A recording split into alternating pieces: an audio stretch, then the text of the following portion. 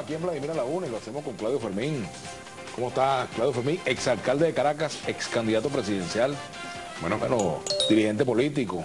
Contento de estar aquí, llegando de 5 días de recorridos por pueblos. Una inmersión en el estado Sucre tuviste, ¿no? Sí, fui a acompañar a mi querido amigo, el profesor Eduardo Morales Gil. Ah, caramba, ¿cómo está él? Tengo tiempo que no sé de Eduardo. Te mandó saludos con mucho afecto, amigo, te tiene muchísimo igualmente, afecto. gran amigo. Y le agradezco mucho tanto a Eduardo Morales Gil como a dirigentes comunitarios y dirigentes de la Mesa de la Unidad y luchadores de allá de Sucre que están recorriendo el estado y tuvieron la gentileza de invitarme.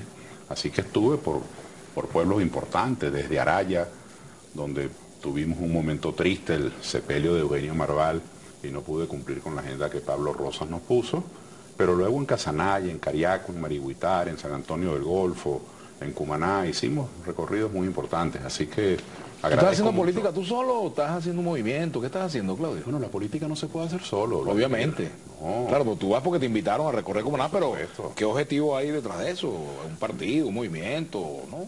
Yo creo que en estos momentos, cuando lo que se requiere es confluencia, entendimiento, yo no soy muy partidario de estructuras que atomicen más y que fragmenten más las posibilidades de entendimiento. De tal manera que en mi caso no estoy conformando movimiento alguno. Comprendo que muchas personas están intentándolo y lo celebro porque es bueno que la gente siempre busque respaldo para sus buenas iniciativas. Pero en mi caso ando recorriendo el país. Yo soy un ciudadano activo, Vladimir, bueno, eso sí, eso nunca lo he yo soy una persona ocupada, no solo preocupada por lo que está pasando, y yo creo en comunicarnos, creo en analizar, y nos reunimos en los caseríos y en los pueblos, y estudiamos los problemas de la localidad, y compartimos nuestras inquietudes a nivel nacional, es decir, hacemos política. Creemos en compartir ideas, creemos en que hay entendimientos, y por supuesto que todas esas conversaciones están hoy día muy cargadas del tema oposición-gobierno, pero no es solamente de política que hablamos también de otras cosas.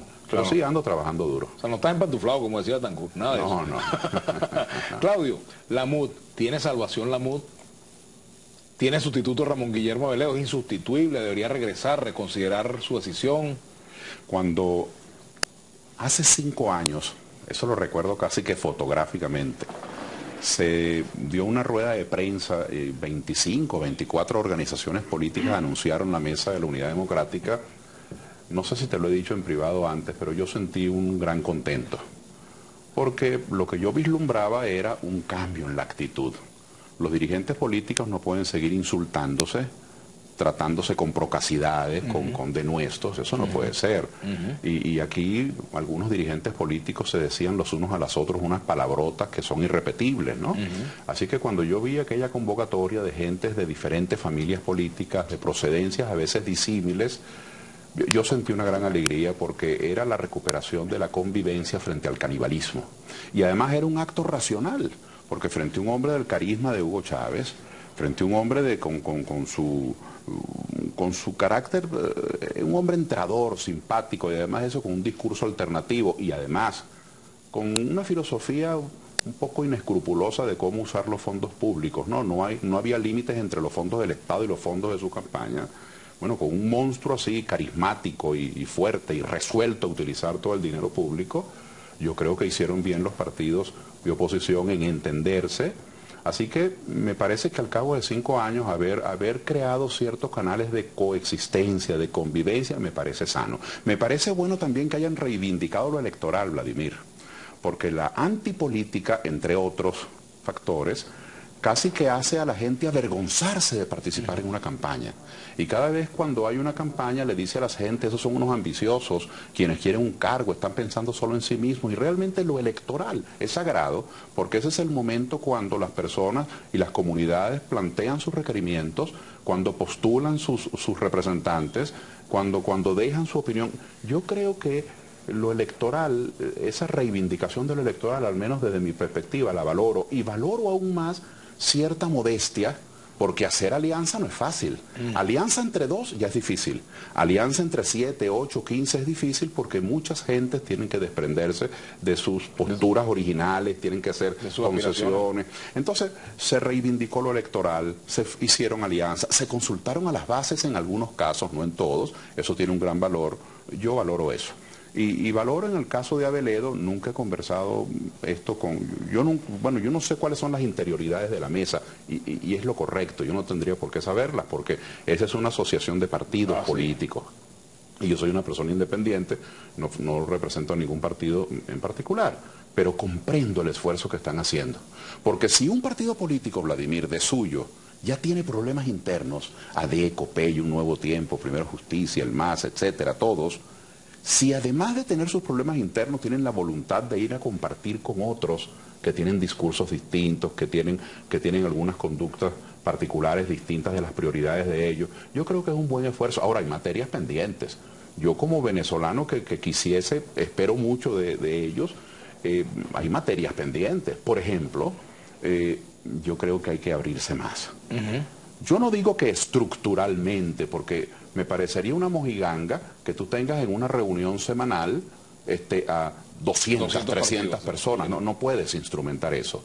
Pero si no estructuralmente, porque más bien sería un autogol, yo sí creo que la mesa, o como se le llame, pero en este caso se llama la mesa y es una institución que ya lleva 5 años.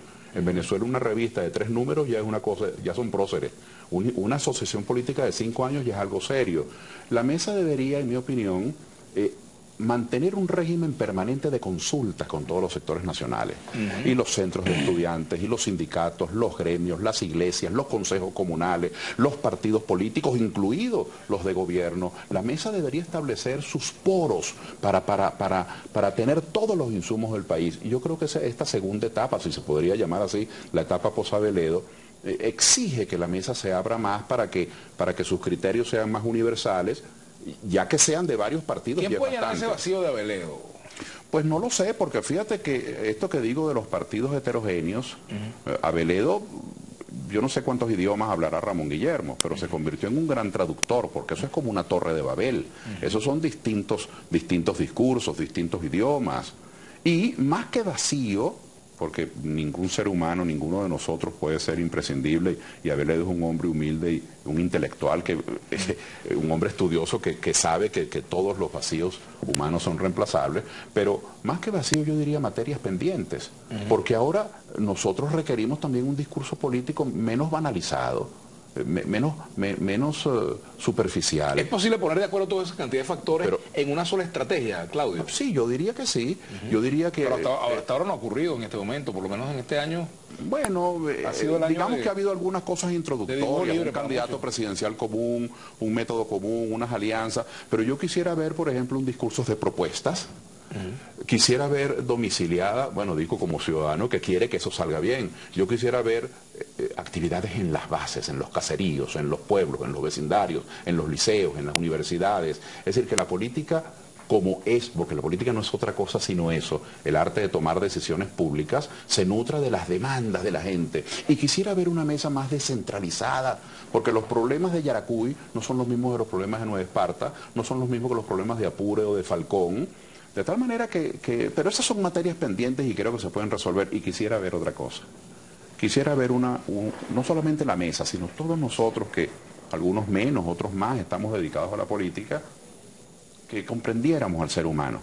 Una persona que pone la esperanza en algo, que pone su ilusión, Vladimir, en alguien. Tantos compatriotas, vecinos, amigos que se ilusionaron con Chávez y con Maduro y pusieron su esperanza. Muchos están satisfechos, pero muchos otros se sienten frustrados. Ahora, ¿quién es el culpable? ¿Quién pone la esperanza en algo o en alguien? No, el culpable es quien traiciona la esperanza, quien frustra la esperanza. Entonces a mí me parece que no tiene sentido estarle cobrando al elector, al vecino, a la mujer y al hombre común y corriente que no han tenido responsabilidades en estos 15 años, seguirle enjabonando la cara con el argumento de que usted es el culpable. No, señor, ningún elector es culpable. Un elector da un mandato, un elector pone una confianza, un votante estimula, empuja, pero el votante no es quien toma las decisiones. Las decisiones las ha tomado un sector bastante pequeño, por cierto, hablando de oligarquías, bastante pequeño, y tan pequeño que se rotan entre ellos mismos los cargos de ministros y de embajadores y de parlamentarios.